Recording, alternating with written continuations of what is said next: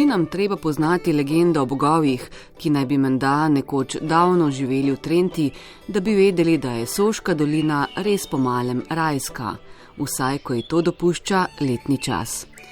Pa ne le to, pod Vršičem je celo kraj oziroma vrt, ki ga je Julius Kugi poimenoval kar osrečujoče počivališče bogov. Vrt je bil ustanovljen leta 1926, ustanovil ga je tržaški posestnik Albert Bois-Deschênes. Albert Bois-Deschênes je bil že iz mladih let zelo navdušen botanik, ampak po končanem šolanju se ni mogel posvetiti botaniki, ker je moral prevzeti podjetje očeta, ki se je pa ukvarjalo z lesno industrijo. Šele ko je bil star 55 let, je pa izpolnil svojo srčno željo. On je bil že prej tukaj v Trenti lovski zakupnik in je poznal Trento, tako da si je zamislil, da bo na tem pobočju naredil botanični vrt. In ga je. In tako je Julijana, naš najstarejši alpski botanični vrt v naravnem okolju. To ime je dal že Albert Bois-Deschênes, poimenoval jo po svoji ženi. Veliko ljudi misli, da je to ime povezano z Julijskimi Alpami. Tudi Julius Kugi je rekel, da v bistvu Julijana opeva lepoto Julijskih Alp, ampak dejansko je Albert Bois-Deschênes poimenoval vrt po svoji ženi Juliji. Kugi, sicer pravnik, ki pa mu danes radi rečejo tudi oče Julijcev, te je odkrival tudi skupaj s tržaškim trgovcem, si je vrt zamislil kot botanični sprehod od Alpske doline na Vršac. Morda je nekoč res bil tak, pravi Špela Pungaršek, strokovna vodja vrta.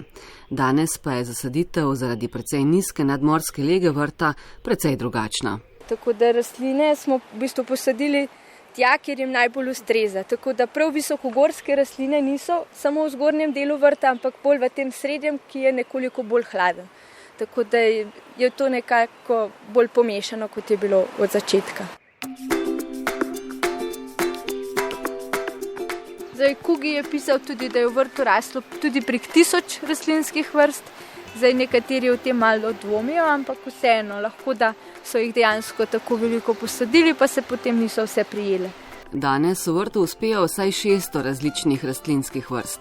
70 je zavarovanih, vse od leta 1951 pa je kot spomenik oblikovane narave zavarovan tudi sam vrt, za katerega že več kot 50 let skrbi Prirodoslovni muzej Slovenije.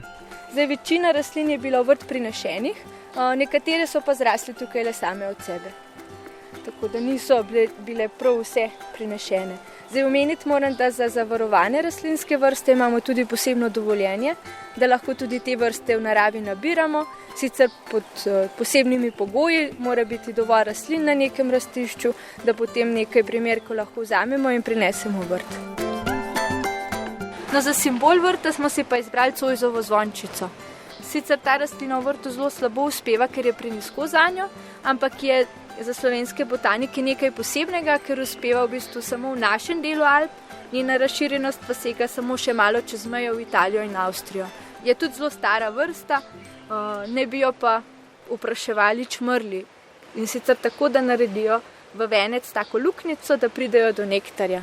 Naši sogovornici Špeli Pungaršek se zdi vrt najlepši prav v tem času, ko tudi diši po cvetočem alpskem ovčinu, za katerim prav nič ne zaostajajo klinčki, ki jim pogosteje pravimo nageljni.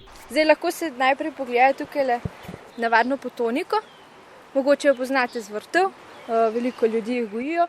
Malo kdo pa ve, da ta rastlina uspeva tudi pri nas naravno, na Krasu, naprimer na pobočju Nanosa, Vremščice, Slavnika, je teh rastlin kar nekaj, so pa vse divje rastoče potonike pri nas zavarovane, tako da se jih ne sme izkopavati in pa recimo presaditi domov na vrt. Vrt je poln sibirskih in vodnih perunik, ki so dobile ime po slovanskem bogu Perunu in jim vrtnari pravijo irisi. Tam lahko primerjate, katera od 3 lilij, brstična, kranjska ali turška, je najlepša. Zdaj cvetijo amečki oziroma divje gladiole, ki jih v naravi, če imate srečo, vidite na Vremščici.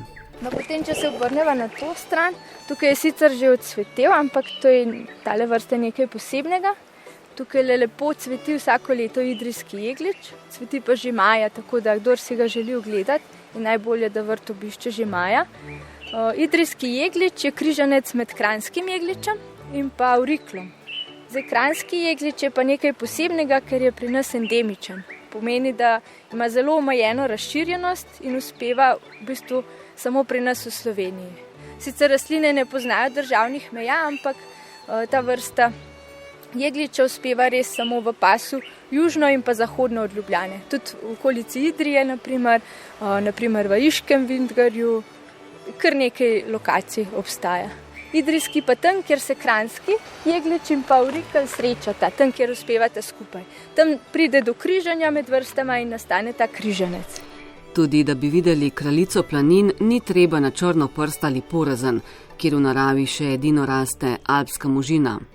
V alpskem botaničnem vrtu pa bo kmalu zacvetel tudi šopasti repušnik, geološko stara vrsta, ki se je po ledenih dobah ohranila le na nekaterih rastiščih v južnih Alpah.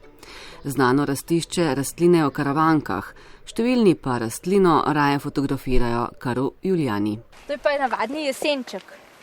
Ta rastlina pa vsebuje zelo veliko eteričnih olj.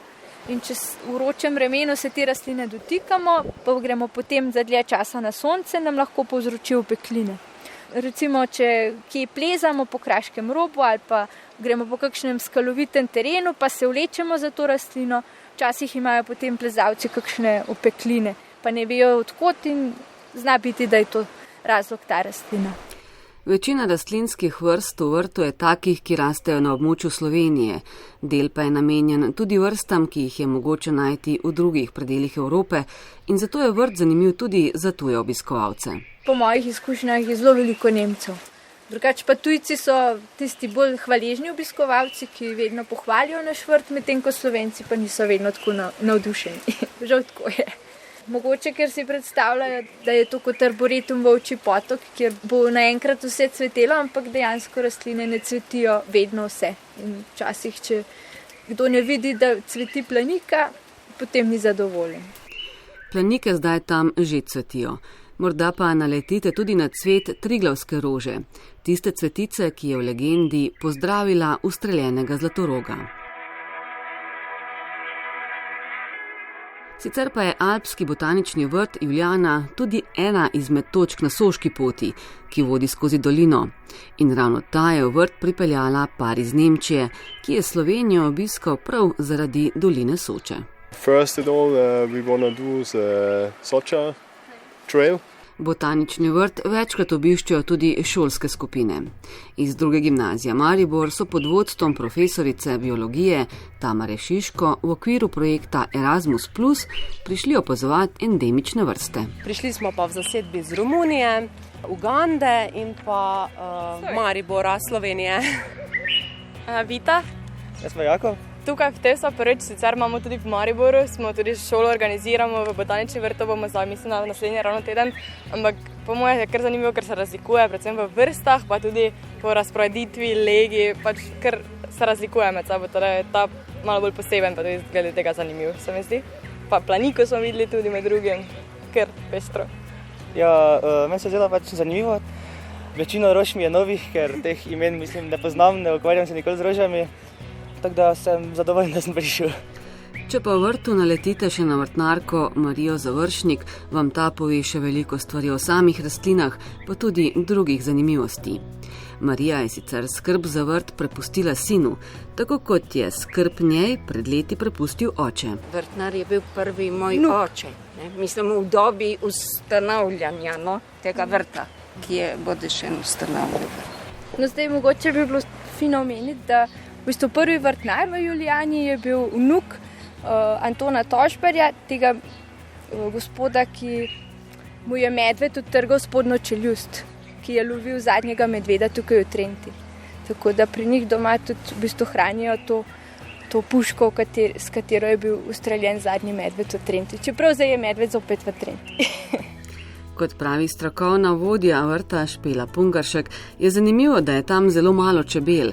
Za opraševanje skrbijo predvsem čmrli in muhe trepetavke, prav zaradi pestrosti drugih žuželk pa je vrt zanimiv za entomologe.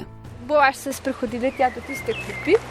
Na temu delu vrta se pa reče Belveder, kar pomeni lep razgled. In še v času Kugija in pa Vadešena so bila drevesa nekoliko nižja in lahko se imel lep pogled na okoliške hribe. Zdaj tam, naprimer, lahko vidimo lepo Špičje in zadaj za temi hribi je dolina Triglavskih jezer. No in tukaj za to mizo, ne prav za to, ampak za tisto predhodnico, sta sedela tudi Julius Kugi in pa Albert Bodyšen. In prav lahko si jo predstavljamo, kako sta ob toplih večerjih sedela za tisto mizo in moževala. Zelo mogoče tudi o Julijani.